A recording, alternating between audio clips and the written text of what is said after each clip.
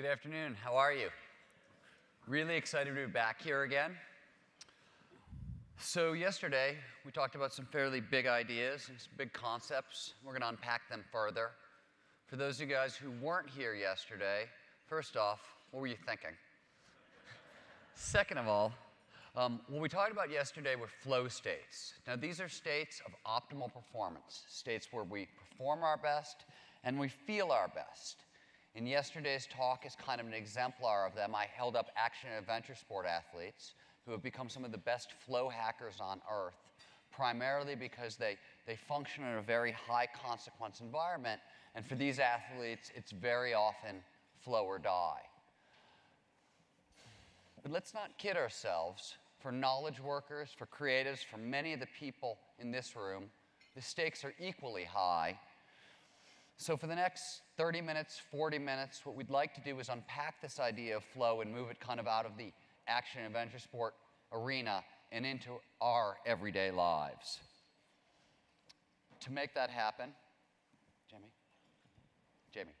will you click us to the next slide? Thank you. To make that happen, we're going to focus on three things. First off, flow in the creative process. We're going to talk about flow in the workplace. And finally, flow in branding. And to make that happen, I've got a couple of my colleagues with me. On my right is Jamie Wheal. He's the executive director of the Flow Genome Project. He's an expert in branding and strategy. On my left is Dave Stanton. He is a former creative director with BBDO and a senior vice president with them. And Eco, New Mexico. And Eco, New Mexico, apparently. And to start us off, I want to return to an idea we discussed yesterday, which was the 4 stages of the flow process. Dave's going to break this down a little further, but these stages, just to remind you, struggle, followed by release, followed by the flow state itself, followed by a learning and memory consolidation phase. And the important thing here is something everybody in this room really knows. Knowledge is power. These 4 stages, this particular map, it lets you know where you are in a creative process. And the really important thing is it gives kind of you the emotional fortitude to handle the process. For example, when you're in the struggle phase, this is a loading phase. We're overloading the brain with information. It is extremely frustrating. The goal is to overwhelm yourself. If you know that, you don't have to attach too much emotion to this process. You get to apply what I call the hangover rule. When you're hungover and all those negative thoughts flood into your head, you don't attach too much to them. You say, you know what, I'm not going to worry about this. Tomorrow I'm going to feel better. Knowing where you are in the flow process, knowing you're in struggle, knowing you're going to be overwhelmed and frustrated, gives you the fortitude to say, you know what, okay, this is frustrating, this is hard, but I don't have to get stuck in those emotions. So you have more fluidity to move through the cycle. Now, to bring this home a little bit more, let me turn things over to Dave. So, having spent probably over half my life in creative departments of different agencies, one thing I can definitely say is true, that some are dens of iniquity, but the great ones really are dens of flow hackers.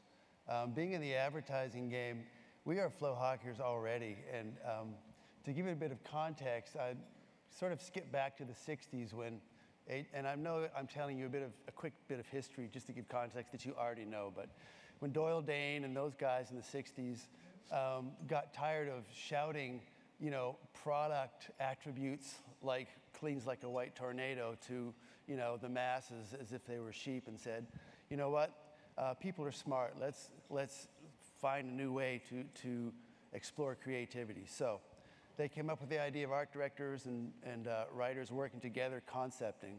So at any rate, thanks to that, what they really set up was a methodology of creativity and how we work that this reflects. You know, interestingly, this process we've been using is a direct mirror of what Stephen's just laid out in terms of the processes and stages we go through in the creative process. So let's break that down a little bit. If we start with stage 1, which, as Stephen said, that's the struggle stage. For us, and creatives in the room? Do we have some folks here from creative? All right, good. Well, they will know this stage, and that stage begins, you know, with the starting pistol of the creative brief, You're all excited about, cracking the brief, right? And then you get in the room, and so this first phase is about getting all the information that you possibly can to sort of put together, what's going to be the best way to crack this brief. And, the brain's just taking it all in so it can make these great decisions. But as we get towards the end of that phase one, we've all had that feeling of it's complete overload in the brain, and it hasn't had a chance to sort out that information. And that's when we're feeling like, oh my God, I'm a hack. I need to get out of the business, go and work as a dry cleaner, whatever. We've all had it, right? And then that sort of triggers stage two. And stage two is where it's like, you know what? And any great creative director will say, go to a movie, just go hang out, forget about it, right? And so what this stage is for is that stage of release where the brain can just sort of work away and create those sort of little pathways in the subconscious, right? And so at that point, it's kind of like water building up behind a dam.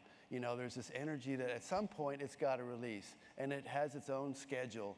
And as Stephen said, having faith and having been through this cycle, that, what, this is just where I'm at in the process, it's going to bust. So that leads us to stage three. And that's where it's filling the wall with ideas. They're uncensored, right? And, it's not a judgmental phase. Things are happening and ideas are flowing, connections being made. I'm sure you all know the feeling of that. And that's the aha, that's the actual flow, moment.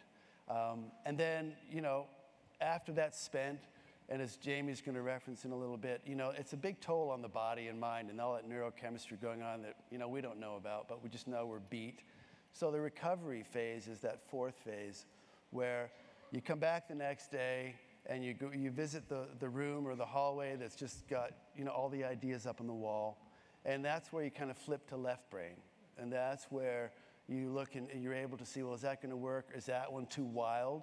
And, as a creative director, I always want to look at a wall that I have to pull back some of those ideas because they've gone and explored areas that may be too far, but always better to have gone too far than to have to stare at a wall that's just a little bit on the not as explored side. So that's basically, the context for us. We have flow hacking in our DNA because in our business, as Stephen has said, it's flow or die in the action sports world. Well, it's flow or die in our business too. As a creative or a researcher or a planner, whatever, we're a group, that has to work together. So flow or die is critical to coming out of this. And with that, I'm going to hand it to Jamie, who's going to kind of take it and sort of talk about how that goes beyond just the creative group and what some of the workflow implications are that can benefit, the organization, the agency, whatever, as a larger whole. Sure. Thanks, Dave. Sure. And just I felt bad there when there were only a few sparse hands raised for creatives. How many in the audience would consider themselves quants or analysts? Yeah. Okay, great. And then what's the other category?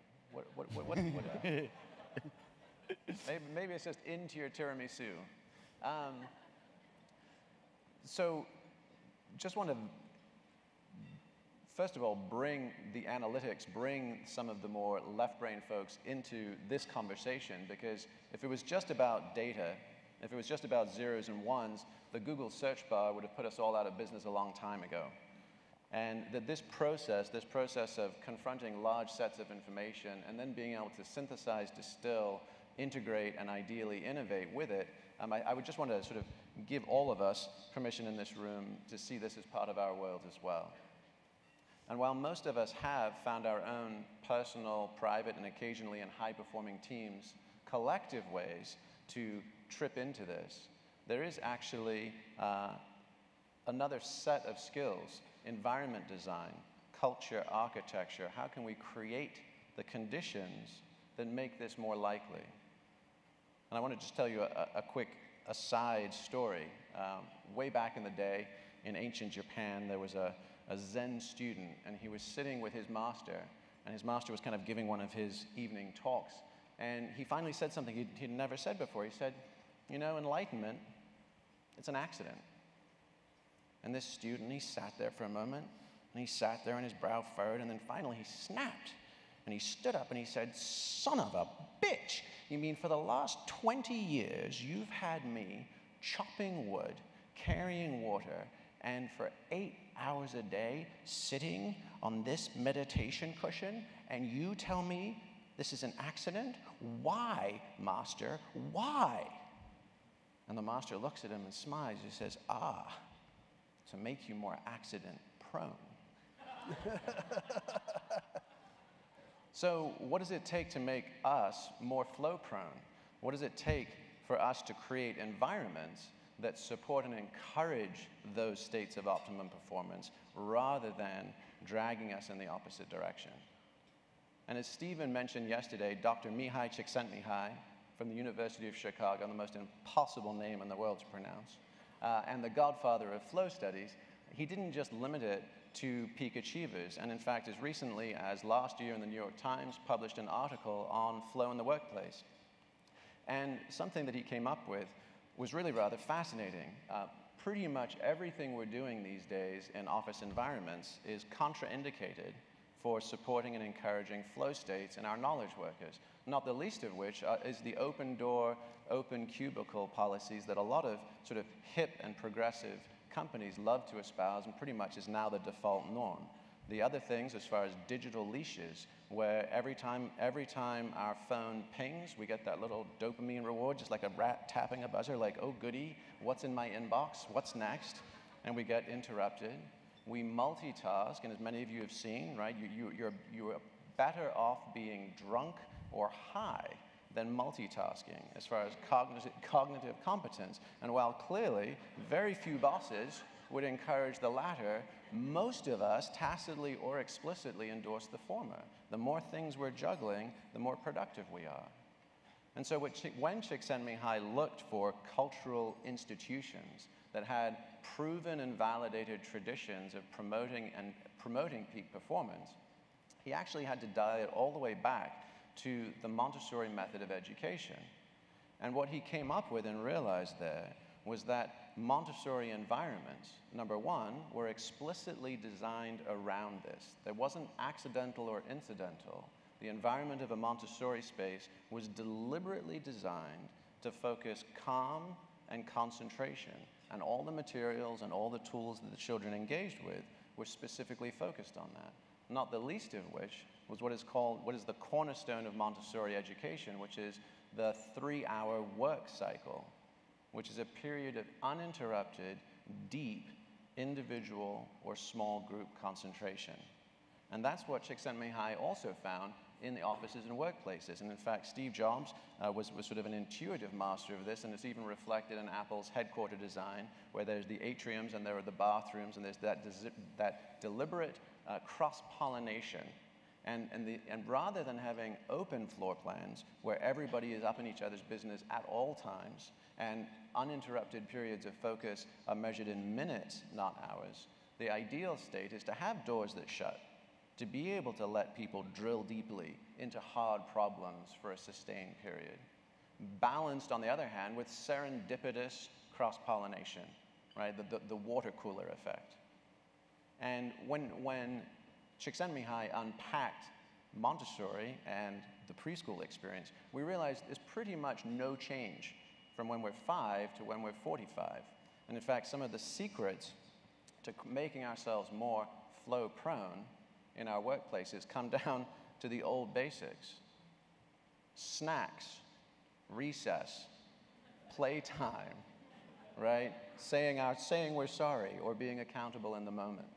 Right? And let's unpack those a little bit more deliberately, right? I mean, it can be funny to think that.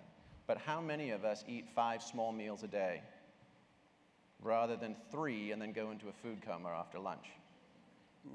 How many of us sleep more than 8 hours a day? Okay? At least half of us need to.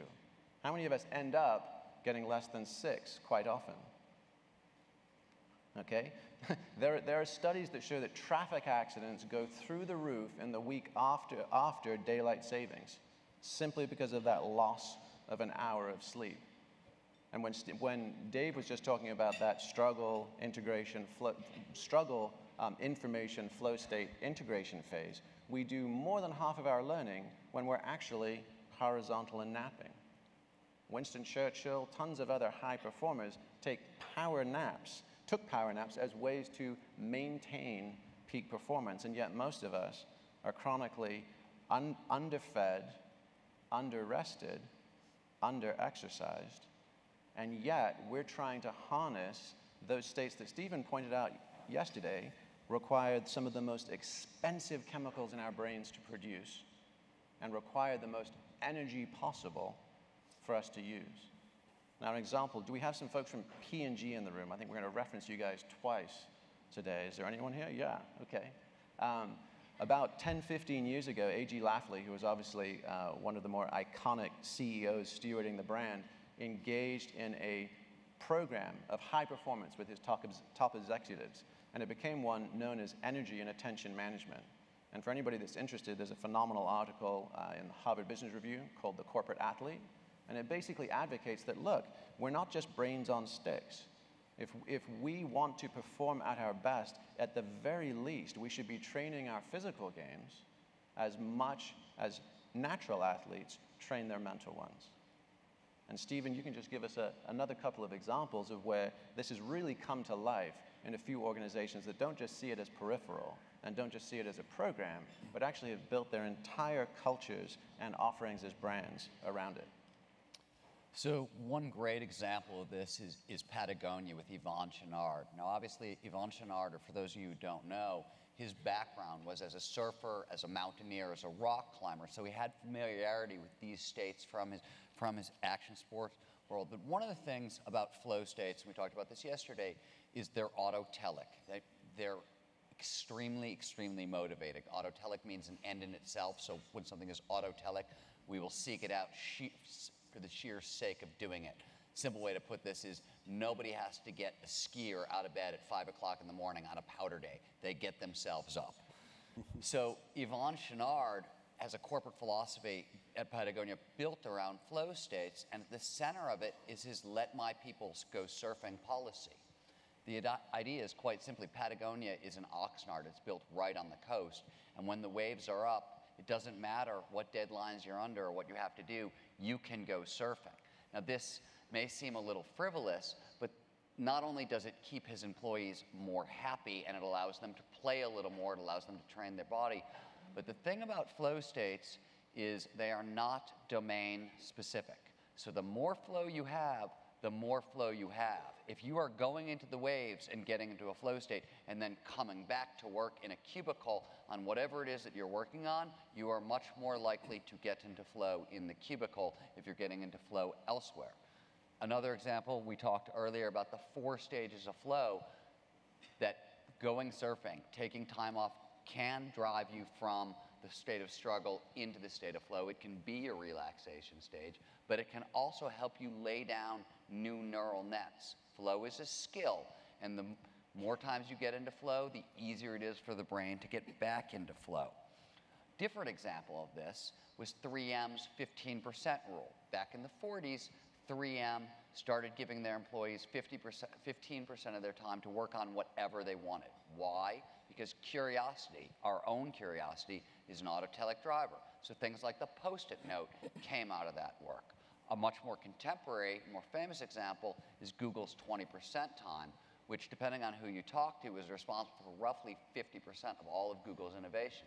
So employees get 20% of their time to work on whatever the heck they want, and that is responsible for 50% of Google's innovation. Unfortunately, as we've seen lately, this is not totally easy to pull off. Yeah, and you know, this month's news cycle, obviously with Yahoo and now Best Buy, both taking steps back from some of their flexible work conditions, just reflects the fact that investing in and supporting these kinds of cultural developments is not easy. And it's especially because the returns are diffused and long-term.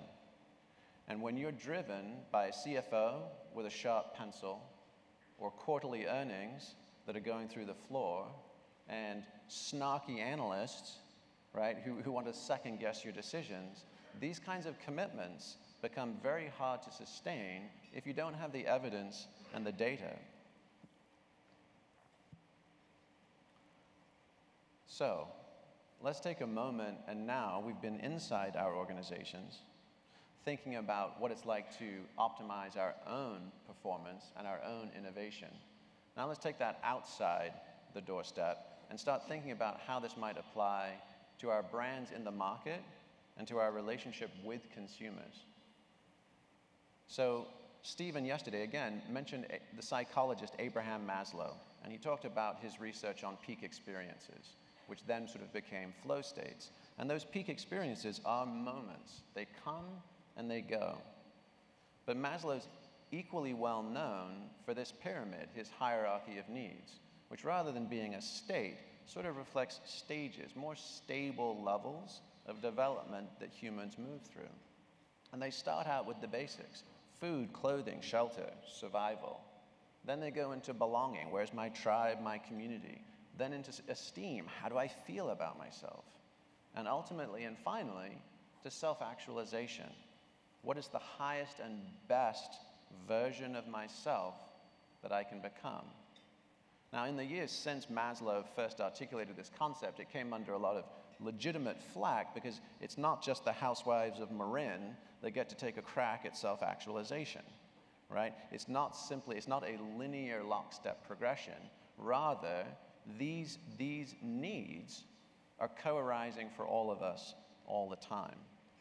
But the lower we play on this pyramid as a brand, the closer we are to offering a commodity. And the higher we play on this pyramid, the more value we are potentially able to create. And if we can position the relationship of our brands and our products and services at that intersection, at that fulcrum, right, where a human's desire to grow and develop into the best version of themselves possible, we have a mighty long lever at a fulcrum that can move the world. In the 1970s, Alvin Toffler, the economist, posited that, hey, you know, there's been this evolution of what happens in markets, and we've gone from goods and services ultimately to what he sort of forecast as an economy of experiences. And in the 90s, Pine and Gilmore came out with the book, The Experience Economy. How many folks remember that or came across it in your work? Okay, quite a few. And in that book, they said, hey, there's this progression, and it goes from what do I want, sell me something, to how do I want to feel, show me something, let me experience something. And some of the examples that they posited in that book was Starbucks. It was a great one. They took 50-cent a cup truck stop coffee and translated it somehow into a $4 branded experience. People were still really only paying 50 cents for that cup of coffee, but they were willing to give another $3.50 to sit in that, you know, Howard Schultz's third place, to sit there with their Apple laptop, to sit there with their white and green branded cup, to see the carefully curated music piped in, and to feel pretty hip. $3.50 on top of Sanka, right? Genius. Genius. The stuff still tastes horrible. So in that book, they don't go there, but they point to it. They say, well, look, after the experience economy, how do I feel like a Disney store, like any of these things? The next step and the ultimate step could be the transformation economy. Not simply how do I feel in a moment when I'm exposed to your brand, but who do I become after I've been in relationship with your brand?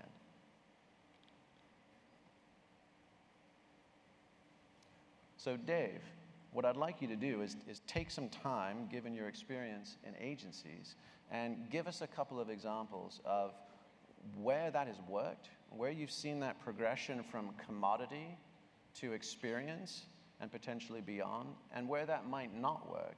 Because again, it's easy to sell a widget. That's low risk, it's transactional, and it's safe.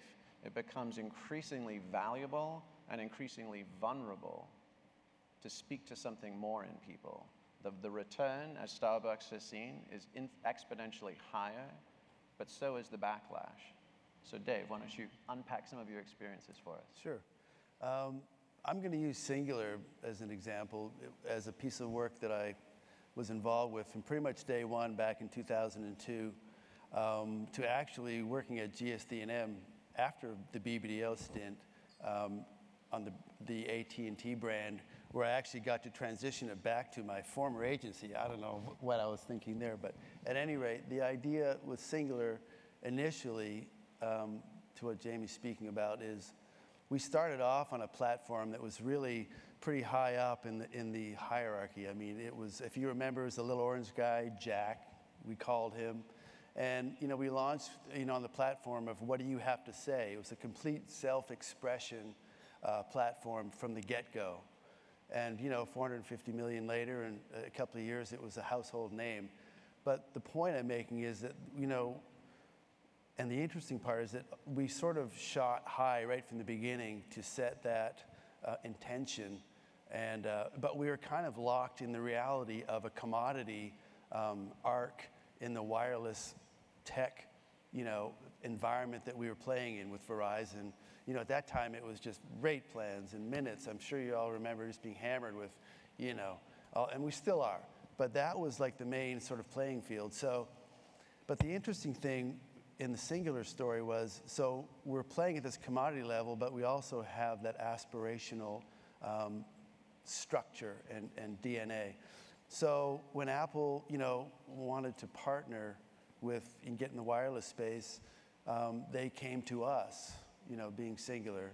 And so we got to launch the first phone with iTunes, you know, and that was like, wow, iTunes on a phone. I mean, if you look back not too far, we see people with bricks, you know, the cell phones. This, you know, this was not the iPhone yet, but it was a very, you know, intrusive and progressive thing. And, you know, so that kind of pulled us into the experiential area.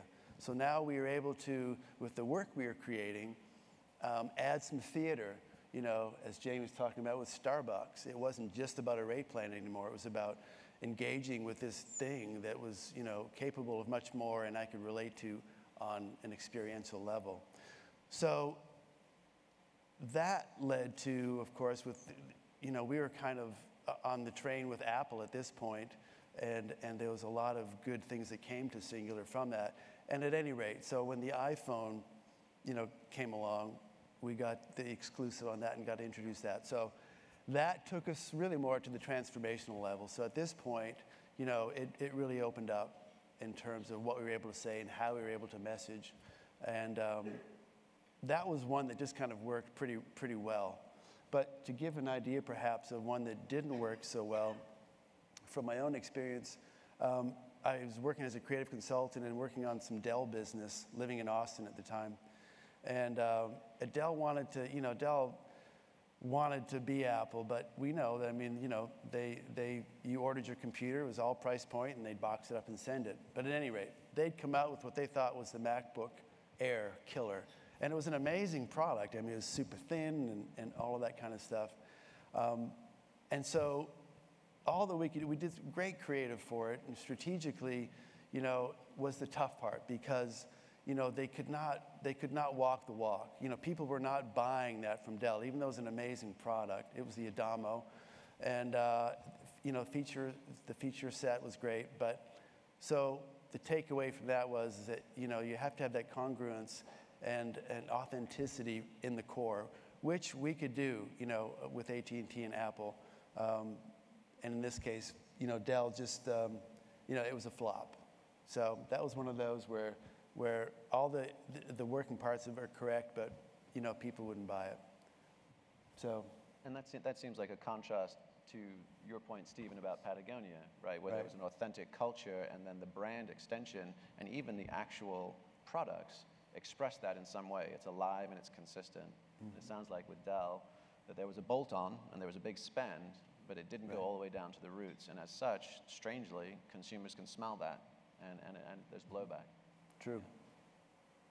That was the case. So I mentioned earlier when we were talking about the pyramid, the notion that transformation, self-actualization, is not simply a bourgeois privilege, right? There's actually transformation happening as we move from every level of development up to the next. And Stephen, I'd love you. Stephen, as many of you may know, was a co-author with Peter Diamandis of last year's New York Times bestselling book, Abundance, which was all about how technology is shaping our world and the future. And would love you to unpack transformation as it's happening potentially in some of the more global realms. So I want to pick up the cell phone idea for a second and move it from the developed world, where having a phone with iTunes is a big deal, into the developed world. So I want to start by just pointing out that today, if you go to Africa, a Maasai warrior on a cell phone has access to better communication technology than the President of the United States did 25 years ago. That's Reagan. That's pretty interesting. If they're on a smartphone with access to Google, they have better access to information than the President of the United States did 15 years ago. That's Clinton. That's astounding. And these cell phones are everywhere. By the end of 2013, 70% of the world is going to be online. In the developing world, these cell phones are truly transformational. Right now, for example, they're impacting almost everything you can think of. Agriculture is a great example. In Africa, farmers can now check commodity prices long before they bring their products to market. Disaster management is another example. E-banking is a fantastic example. Right now in the world today, there are 2.7 billion people without access to banking services. Enter the cell phone, the smartphone, mobile banking, what they call M-banking. The difference this is making is astounding. Suddenly, using cell phones, people can do very simple things. Check their balances. They don't have to carry cash. They can receive payments. They can send payments. In Kenya alone, last year, access to this technology raised household incomes by 5 to 30%. This is significant and transformational, and it's moving us far past the experience level of a product into something that is truly fundamentally transformational. Nice. Jimmy? So as we mentioned before, flow states are just states. They're a moment in time. But that entire process, that four-stage process, fundamentally makes up our lives. And when we think about brands that can do that, when we think about brands that can speak to that impulse in us, that desire to grow and become, there's something amazingly powerful. And I want to just share, 3 examples that are familiar to all of us. The first, sort of back in time, a few years ago, was obviously that Dove campaign for real beauty.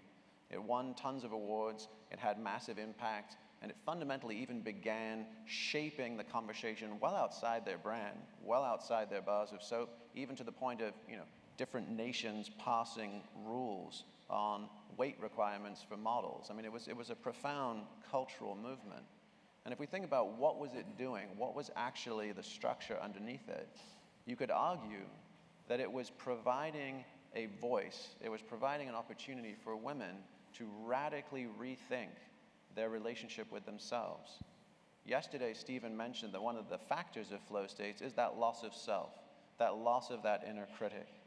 And that Dove campaign did that so beautifully by saying, hey, that inner dialogue, that inner relentless war that so many women wage inside themselves, it's okay. You're not alone. We share that voice, and we commit to changing that story. And the impact was profound. Fast forward to last summer, the Olympics. Right? How many folks remember that P&G Olympic Moms campaign? I mean, that was tear-jerking, right? That was so beautiful because it spoke not about golden rings and podiums. It spoke to something universal. Every family, every parent wanting something more for their children and being able to sacrifice nearly everything just for that chance. And on another note, just this last year, Red Bull sponsored Project Stratos, where Felix Baumgartner took a giant helium balloon up into space and single-handedly reignited, right, our post-Sputnik era fascination with the beyond. And how many folks got to see that live on YouTube? Was anybody watching? Okay, how about afterwards? seeing it ricochet around Facebook or anything else? Did anybody see the sort of meta videos that showed up of people watching the video? The videos of the people watching the video all around the world? It was amazing, because there he was, right, and he said whatever his little pre-rehearsed, one giant leap kind of thing, and he gets on the edge, and then he just falls, and you just see him dropping towards the earth through the vacuum of space. And the faces of those peoples in those videos, just the jaws drops, the delight, the gasps, right, connected us to some of our highest and best aspirations. And if we leave you guys with anything today, it's that invitation to say, what is possible for us and our teams? What is possible for us as we tell our brand stories? What, even as we quantify and analyze the amorphous, shifting sands of culture and human preference, what questions do we ask? Because if we're not asking the question, what makes you come alive, we will never get the answers that matter most. So we have a few minutes for questions, and we'd love to hear some of yours. And we'll also be available this afternoon for a final breakout session of just kind of integration, taking this to the ground, getting tactical, anything that serves downstairs. But I want to take this moment now and thank you all for spending this couple of days with us, and thank you all for your passion in making the world better through the brands you serve.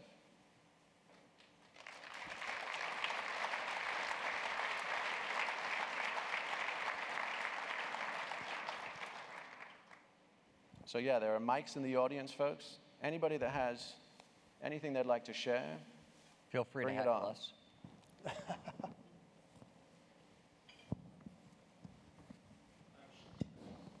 you hear me? Yep. I have a story I'd like to tell if I can have a couple of minutes. Can I have a couple of minutes? That might be the couple of minutes we've got. That's all but we go got. for it. At one time, I handled the Aflac business. I worked for Ipsos ASI, and we were testing and evaluating their stuff. And for 5 years, I've been handling it with a particular agency who I'm not going to mention. And they had some decent stuff, but nothing that was performing particularly well by our data. And their national awareness level was something like 4%. And they were spending good money. And I just got annoyed with the whole thing. And I walked into the guy who runs Aflac, whose name is Dan Amos. And I was sort of annoyed after 5 years of that. And I didn't really slam the door, but I made noise with it. And I said, listen, man, you gotta switch agencies. I said, you're spending this money, your awareness level is 4%. Do something about it. And I said, I have somebody I'd like to recommend to you. And he said, okay, tell me who. And I recommended the woman who currently, Linda Kaplan Taylor, who started the Aflac campaign. And so he thought about it, and he had somebody call us back and say, look, here's what we're going to do. I'm going to let them test 4 commercials, and I'm going to give the current agency 4 commercials, and whoever wins, wins. And then so it proceeded along those lines, and then about 2 days before the Aflac, the Linda Kaplan Taylor's group got the commercial ready, gets a call, one of her key creative people had been walking the streets literally for about 2 weeks. And we were all sitting in the office about 9 o'clock in the morning, and this guy walks in. He looked like he'd been walking the streets for 2 weeks, literally. Long hair, just really out of it. And he walks into the door where the other 7 of us were sitting, and he goes, and we all fell out of our chairs in hysterics, because we knew that. I mean, I say I knew it, I don't know, but I felt that was the beginning, the essence of a potential great campaign.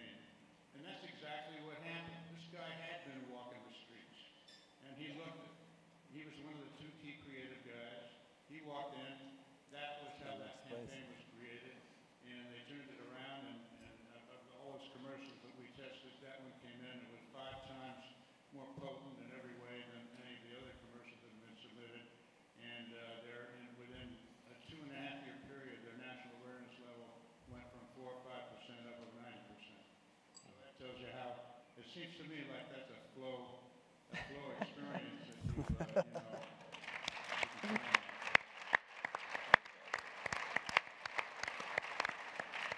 All right, folks, thank you all so much. Again, anyone who would like to carry on the conversation will be downstairs at 3. Have a great day.